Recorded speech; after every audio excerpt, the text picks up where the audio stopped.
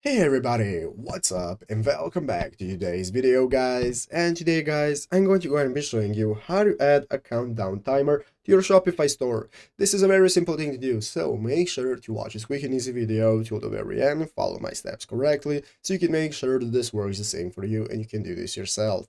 But yeah guys, let's get straight into it. So the first thing you want to do is to go ahead and open up the official Shopify website right here, shopify.com if you're not already. And after opening it up, you'll be greeted by this main page right here, which is the home page where you want to go ahead and log into your account. So go ahead and log into your account in the upper right corner, and after successfully logging in, now you'll be greeted by the home page where we can get started with accessing all the store sections we have, such as home, orders, products, and so on.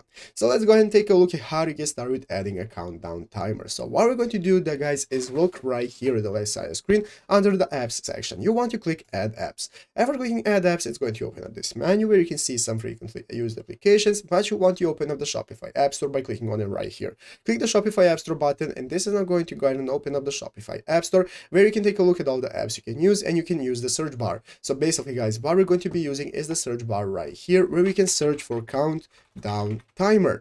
After searching for countdown timer guys, this is going to give us a result of the applications that can help us get what we want, and you can find the one you use. So you can see we have this one right here or this one. You can choose whichever one works the best for you, and you can get started with using these applications to add essential countdown timers, and this is how they're going to look like. So take a preview, and if you like it, you can get started with installing it by clicking the install button right here.